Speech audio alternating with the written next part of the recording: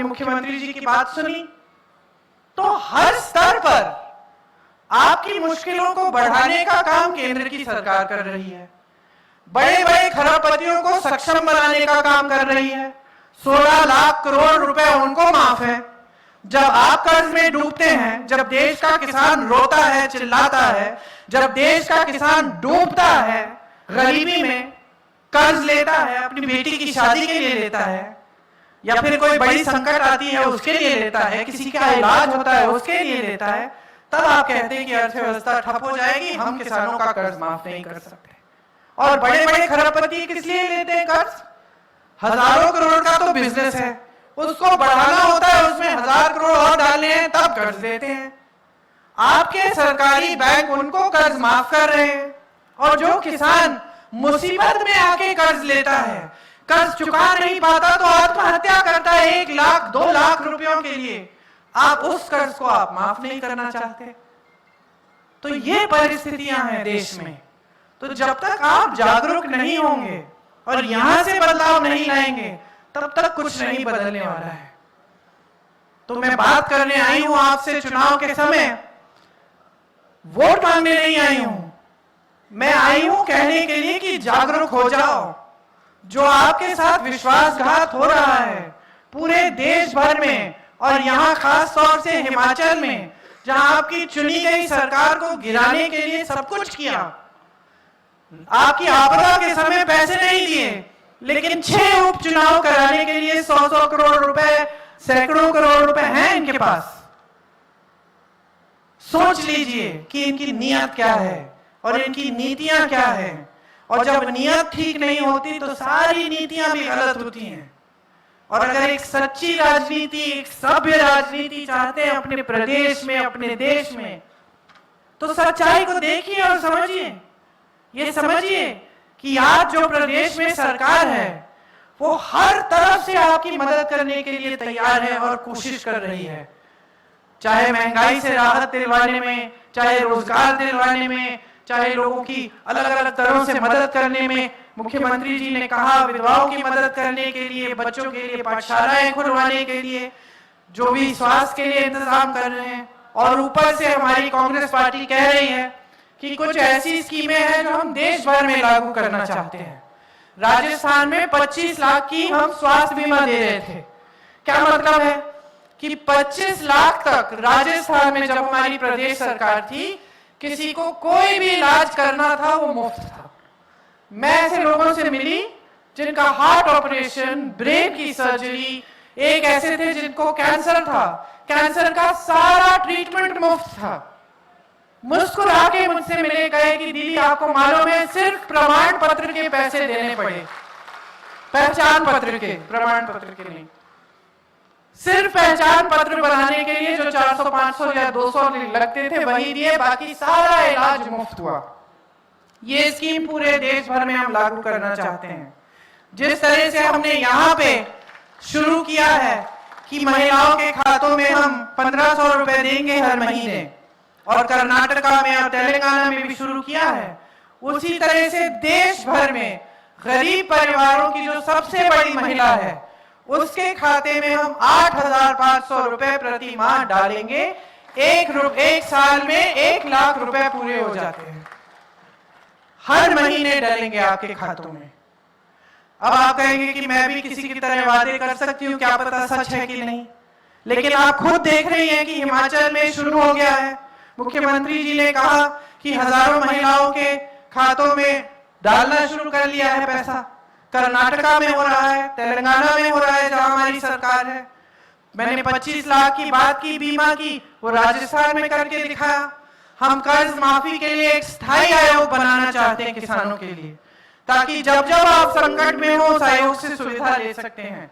हमने छत्तीसगढ़ में, राजस्थान में, मध्य प्रदेश में जब हमारी सरकार थी हमने कर्ज माफ किए। तो हम उस आधार पे कह रहे हैं कि हम पूरे देश भर में ये करना चाहते हैं। जीएसटी जो खेती किसानी के हर सामान पे है आज, उसको हटाकर हम खेती के हर सामान को सस्ता करेंगे।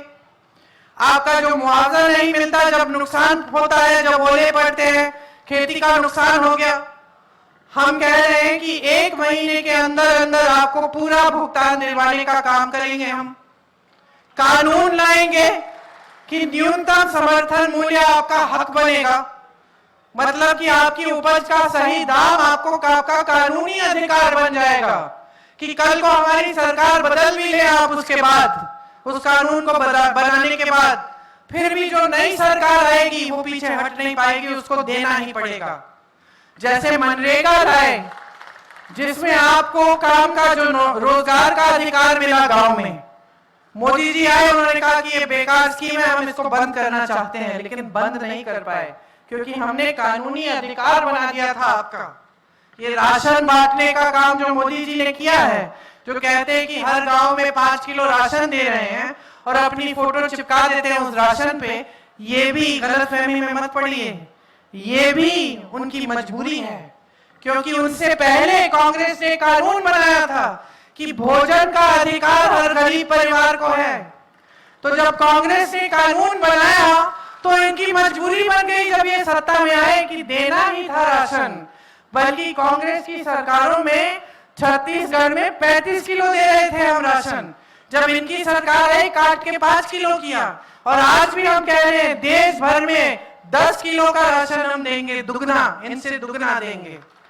नौजवानों के लिए, जो बच्चे आज शिक्षित हैं और स्नातक पास हैं, उनके लिए एक अप्रेंटिसशिप का प्रोग्राम लाएंगे जिससे आप अपना हुनर बढ़ा पाओगे।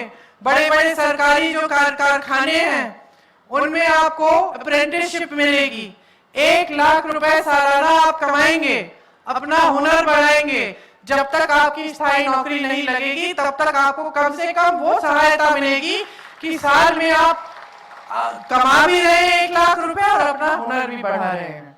आपके लिए खास 5,000 करोड़ रुपए का नौजवानों के लिए फंड निकालेंगे जिससे जब आप अपने कारोबार शुरू करना चाहें आपको सुविधा मिलेगी। श्रमिकों के लिए हम कानून बनाएंगे कि 400 रुपए से कम दिहाड़ी किसी को नहीं मिल सकेगी, मतलब कानून होगा, अगर कोई उससे कम देगा कानून का उल्लंघन होगा। इसी तरह से जो छोटे बिजनेस हैं, जो छोटे कारोबार हैं, जो तमाम दुकानदार हैं और जो छोटी छोटी इंडस्ट्रीज हैं, उनको मजबूत करने के लिए हमारी बहुत सारी स्कीम है ताकि मिडिल क्लास भी मजबूत हो। आज मिडिल क्लास को कोई पूछता भी नहीं है और आप उतना ही जूझ रहे हैं महंगाई से, बेरोजगारी से, जितनी बाकी लोग जूझ रहे हैं। तो आपके लिए खास स्कीमें लाकर, आपको मजबूत बनाकर, क्योंकि हम जानते हैं कि देश का इंजन भी आप हैं, आप इस देश का निर्माण करते हैं, तो हम सबको मजबूत बनाना चाहते हैं, आपके अधिकारों को मजबूत बनाना चाहते हैं और लोकतंत्र को फिर से खड़ा करना चाहते हैं। जबकि इन्होंने धर्म के नाम पर आपसे वोट ले लेकर लोकतंत्र को कमजोर किया है। तो आज यहाँ खड़े हुए इस पवित्र भूमि पर मैं सिर्फ इतना कह सकती हूं कि अगर आज भगवान आपके सामने आते तो वही कहते जो हजारों सालों से सारे संतों, महात्माओं और गुरुओं ने कहा है कि अपनी सच्चाई पर उतर आओ, अपनी सच्चाई को देखो, ईमानदारी से अपना जीवन जियो और सबके साथ प्रेम और सद्भाव रखो। यही सभी धर्मों की सीख है, हमारे हिंदू धर्म की सीख है। और जब हम चुनाव के संदर्भ में ये बात कहते हैं कि अपनी सच्चाई पर उतरो, तो हमारा मतलब ये होता है कि अपने जीवन में देखो कि क्या क्या हो रहा है। आपदा आई, मदद नहीं हुई, सरकार आपने चुनी, उसको धनबल से गिराने की कोशिश हुई, बेरोजगारी बढ़ रही है, महंगाई हद से ज्यादा बढ़ चुकी है, किसान परेशान है, गरीब परेशान है, मिडिल क्लास परेशान है। आपके जीवन में तरक्की नहीं आई है, चाहे आपको अनुराग जी, नड्डा जी, मोदी जी, अमित शाह जी कितने भी बड़े मंचों पे दिखे, चाहे आपको कितने बड़े महलों में कितने प्रधानमंत्रियों और कितने राष्ट्रपतियों के साथ दिखे, लेकिन आपका जीवन नहीं बदल रहा है। आपके जीवन को बदलने वाली सरकार सिर्फ आपने हिमाचल प्रदेश में कांग्रेस की सरकार पिछले 10 सालों में देखी, जो अभी 2 साल पहले बनी है। तो इस सच्चाई को आप समझ के पूरी समझदारी से, पूरे विवेक से अपना वोट डालिए। इस बार विधानसभा के लिए भी वोट डालेंगे, लोकसभा के लिए भी डालेंगे, दोनों में कांग्रेस के प्रत्याशी को जिताइए। कांग्रेस की केंद्र में सरकार लाइए और प्रदेश में अपनी ही चुनी गई सरकार को मजबूत बनाइए ताकि कोई उसको छू ना पाए। और आगे भी 3.5 सालों के लिए इतनी ईमानदारी से और इतनी